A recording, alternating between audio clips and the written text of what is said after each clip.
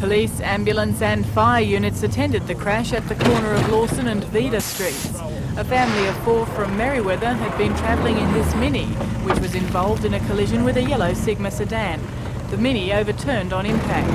The passenger in the Mini, 40-year-old Kay Widgery, sustained head lacerations and was taken to the Royal Newcastle Hospital. Her husband David and their 2 young children were also taken to hospital for observation. The driver of the Sigma, 57-year-old Andrew Johnson of Woodbury, was unhurt.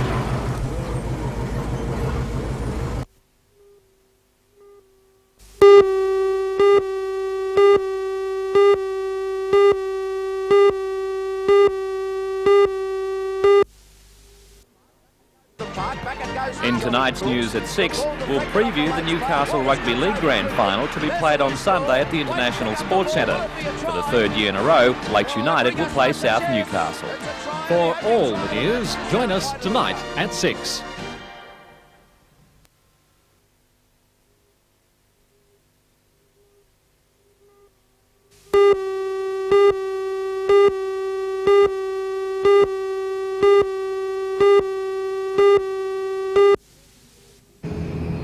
Shortland Electricity hosted the Chamber of Commerce monthly board meeting as part of its commitment to liaise with commerce and industry. Afterwards, meeting chairman and Newcastle Chamber Senior Vice President David Lemarchant said issues discussed included electricity costs, the forthcoming Chamber of Commerce National Conference and an impending visit by Education Minister Terry Metherell. The conference and the visit will be in October, but for today the main issue was electricity. The Chamber believes a new tariff could mean more jobs for Newcastle and the Hunter. If this can be attained, there's a strong possibility that industries can expand, or industries from outside will look favourably upon Newcastle, and therefore the possibility of further job increases. Shortland Electricity Chairman Alderman Ron Robinson says the region's industry and commerce should be developed and the reduction of energy charges would help. Shortland Electricity will formally submit a case to the State Tariff Tribunal in March. Shortland Electricity will be putting forward the case, as I've outlined, that the generation of power is concentrated in this area, that the cost of providing electricity to this area is cheaper than elsewhere in the state, and that should be reflected in the tariffs. How confident are you the government will receive that idea well? Well, I think the government is attempting to be very business-like, and it's certainly business-like to have your tariffs reflecting the costs. Who would benefit? He says the householder would benefit from cost cuts, but in particular it would be an advantage for high-energy user industries. And what sort of cuts could we be looking at cost-wise? Well, that would have to be looked at in terms of the Electricity Commission's overall cost structure. But I think we can say that they would be significant and certainly very worthwhile in pursuing.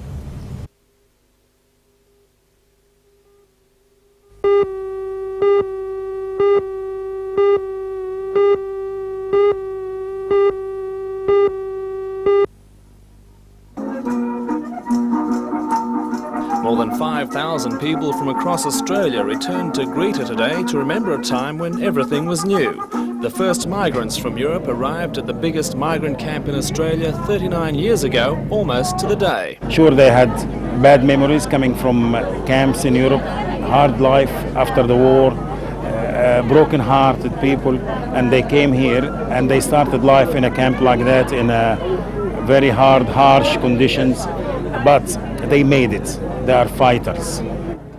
There's little left of the camps today, just concrete slabs, but it wasn't the place that called them back, it was the chance to renew old friendship and catch up on decades of achievement. They're going to a lot of careers, you know, they became school teachers, they became doctors, they became all sorts of people, you know, but very, very close friends. Life at the camp wasn't easy, but those hardships were put behind the gathering today as Greta became a symbol of achievement and a source of pride. There's Nana and there's Daddy. Maddie, that's Daddy when he was your age, 5-year-old.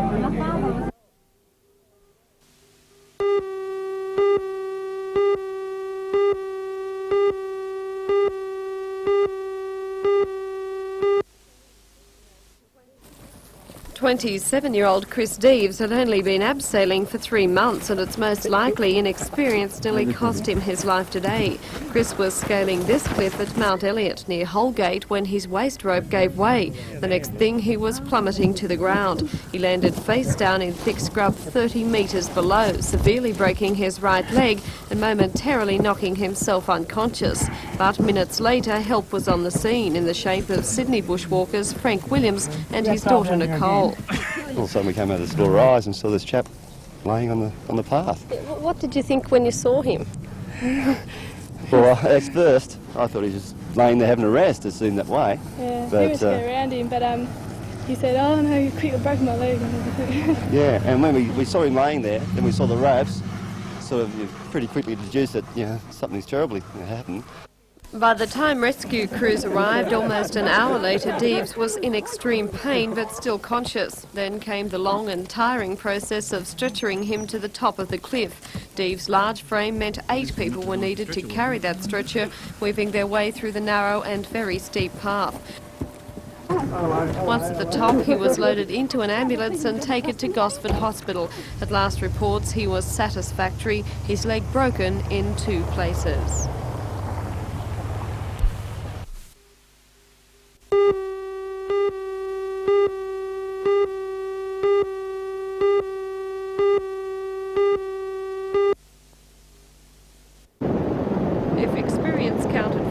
Then today's great race was said to be a bottler, a grand old steam train and a vintage Tiger Moth. And the people were there in their thousands to witness the big event, some lucky enough to be aboard the old train, others crammed on bridges and roadsides. And the 2 veteran performers turned on a show that ensured no one went home disappointed. After cruising away from Morisset Station, the 3642 gathered speed until by Waee. It was full steam ahead and the big race was on. Overhead, the Tiger Moth was putting up a mighty challenge and the steam train was answering it, setting sparks flying as it raced towards the finish at Tuggerah. And when they hit that finish line, well, they couldn't be separated, and the official result was a dead heat.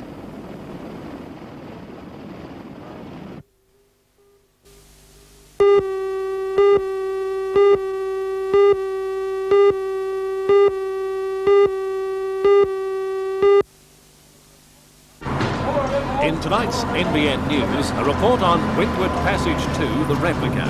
Passers-by could have been forgiven for thinking Newcastle's world-beating yacht has been given an early retirement. Lifted into position today, the mould of the famous vessel is being prepared for a new life as a land-based tavern. For all the news, join us tonight at 6.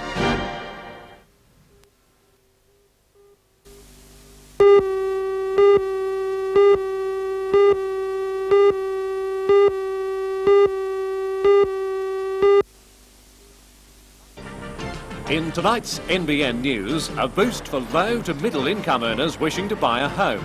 The state government has increased loan funding in the Hunter from $15 to $50 million. Timely news as rental prices continue to rise in the area.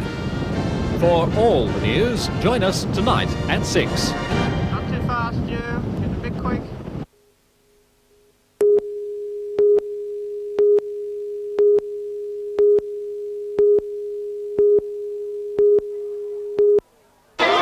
The school's 32 teachers and their 650 students turned back the clock on each class dressed to represent a page of Curry and Australia's history. As the column of fancy-dressed youngsters wound its way along Lane Street, the students were applauded by more than 1,000 parents. And judging by the costumes, many parents had burned much midnight oil with modern material.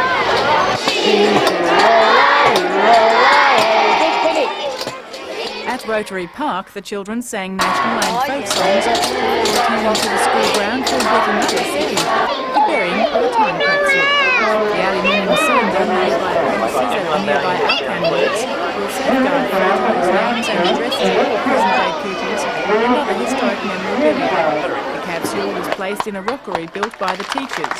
It is planned to open the cylinder in 50 years' time, when many of today's younger pupils will probably look on as their grandchildren compare the century of change in school life and people's play.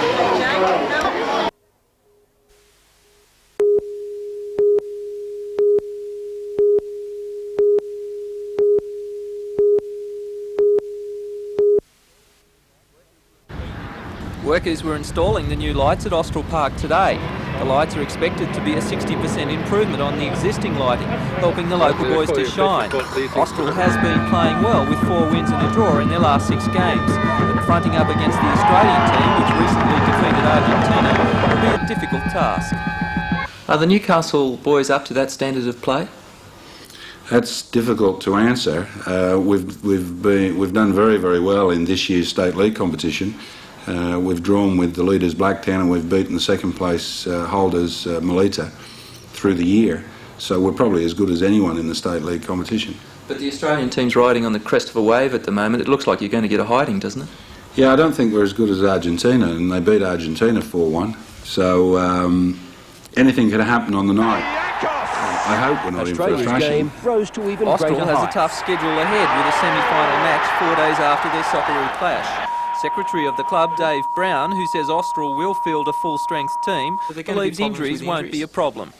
I certainly hope not. While there's a possibility of injuries in any game, the fact that Australia are going to Seoul and we're playing in semi-finals will obviously be in the minds of the players.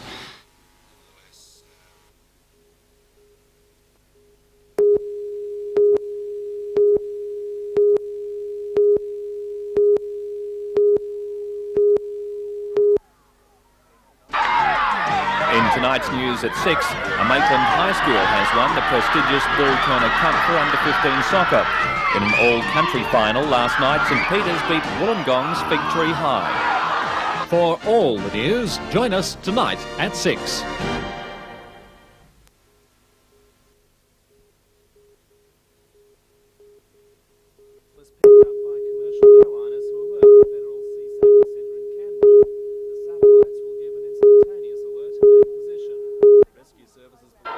The government's program of reform has drawn a tumultuous reaction from the education sector.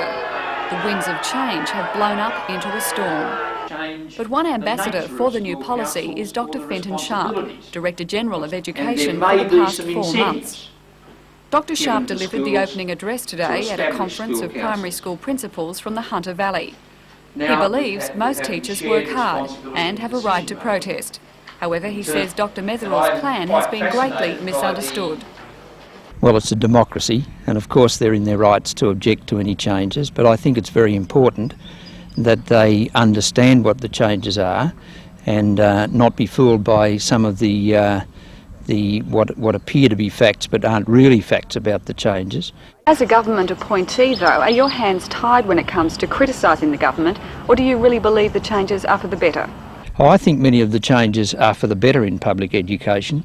As a department head, I don't have to agree with everything the government's doing, and our task, everyone's seen Yes Minister on the TV, our task is from time to time to sit behind closed doors and talk with the Minister and the Premier and the government about what our views are and so on. It's not my role to express a point of view one way or the other about particular initiatives once the government's made up its mind.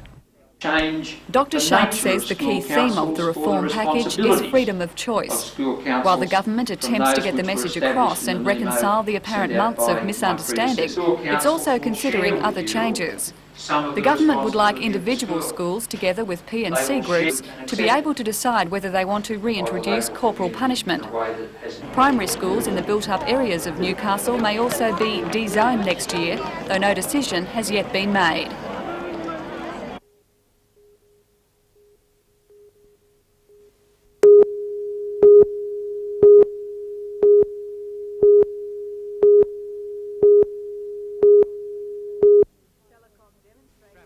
Telecom demonstrated a new high-pressure drill used for laying underground cables today at Wood Street. It's claimed road closures and traffic disruptions are now a thing of the past. The drill is driven underground by compressed air and bores an avenue for the Telecom cable. Line Supervisor Frank Hurley says Telecom now has 3 machines in the Newcastle region, ranging from between $12,500 and $17,500 in value. He says all are from Russia. Today's test of the newest machine was expected to take about an hour, but problems with rocks under the road caused delays and caused the drill to deviate from its intended course before the job could be finished. Mr. Hurley says usually he has a high success rate, even though he has to negotiate pipes from existing services. All around Newcastle and the older suburbs we have water mains in the middle of the road or off centre. We have to go under those, but that's all measured out and calculated, and we can usually travel underneath those with our earth borer and put the pipe in without any problems. Have you ever had to burst a water pipe or something like that? Yes, I have got one, but I've been on the job for 23 years, so I'm allowed to get one occasionally. Despite the problems experienced today, he says the drills are a cost-saving. The first 12 months of operation, Newcastle operations saved $150,000 on reinstating costs. That was in the first 12 months. I don't know what it would be now. We've been in operation for 2 years, but we do the job, as I say, a lot cheaper now than we did years ago. Are these savings going to be passed on to consumers? You would have to see management about that, I'm afraid. Telecom District Manager Lionel Cooper says all cost savings are ploughed back into Telecom and go back to the consumer. However, last year residential phone rents increased by more than $20 on July the 1st. At the same time, business rentals increased by $44. And local phone calls increased from 18 to 20 cents on September the 1st, while public phone calls went up from 20 to 30 cents. Mr Cooper says Telecom's capital expenditure for 1986-87 was $2.8 billion, and savings in efficiency lessened Telecom's need to borrow. Telecom's profit for the 1986-87 financial year was $463 million. Belinda Borisser reporting for NBN News.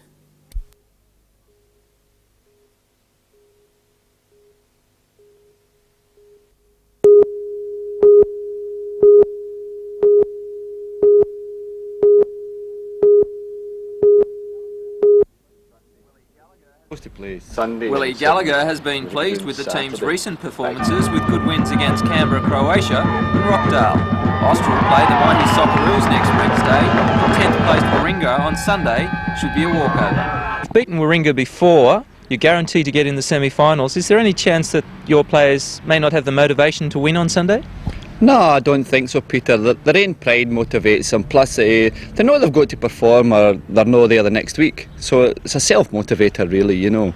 Plus we've got the big game against Australia on Wednesday night, so obviously they'll all be pretty keen to get a run in there. Motivation may not be a problem, but Gallagher has hinted the new lineup for the Warringah clash. Possibly could be maybe one positional change. I've been sort of toying the idea of having a look at somebody else in another position, but we'll have a look at that on Friday when I speak to the boys, you know.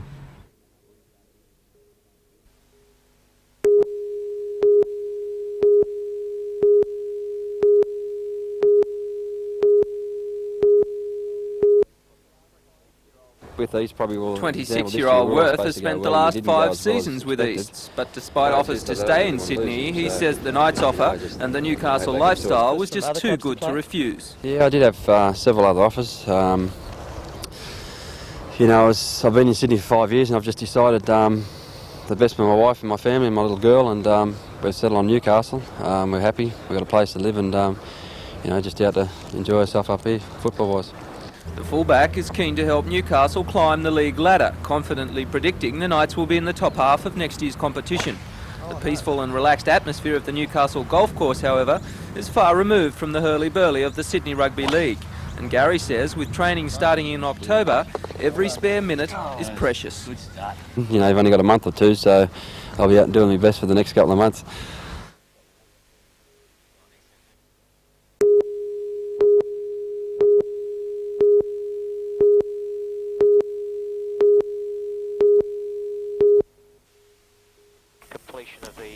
Each year for 3 days at the end of August, a 182 hectare site just west of Gunnedah is transformed into a tent city. AgQuip began in 1973 with 63 displays and attracted 25,000 visitors. From there it grew to an all-time high in 1984 when more than 400 companies filled the site. The rural recession then hit and the field days shrunk considerably. Now, however, agriculture is booming and farmers are spending. Near-perfect seasonal conditions and optimistic beef, wool and wheat markets mean many farmers are now looking to replace equipment which they've held on to during lean times. And according to organisers, there's no better place in the southern hemisphere to look than AgQuip. The man on the land has now got to be a lot smarter than he was 10, 15 years ago, because it's very competitive out there on the world markets. He's now got to make his property very profitable, and to do that he now needs computers, new equipment. He's got to get the best out of it. This year, more than 370 exhibitors and $100 million worth of machinery were on site. It's estimated $4 million has changed hands, some of that figure made up by receipts for Caterpillar Challenger 65s.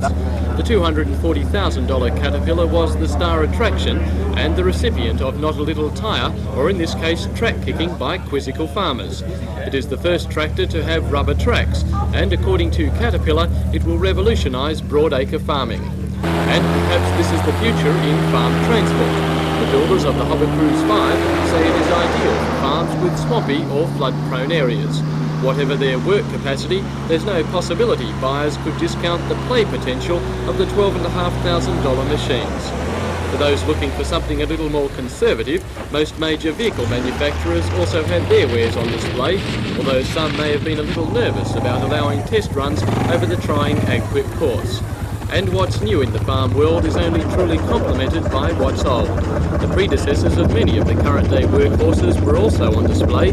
For old hands, a reminder of how it was. For the younger, the chance for a ride on park display pieces come to life.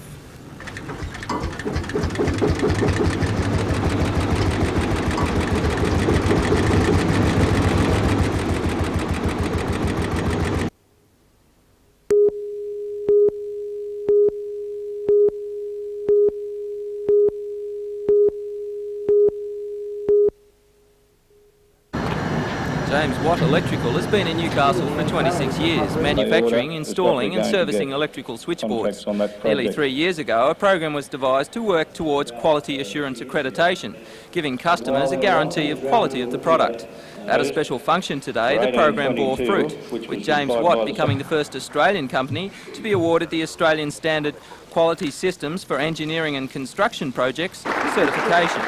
The company was also awarded the standard for Suppliers Quality Systems, all of which sounds like a bureaucratic mouthful, but as a direct result of this, James Watt Newcastle is now in the front running for a part of the lucrative $4.5 billion frigate construction contract for the Australian and New Zealand governments.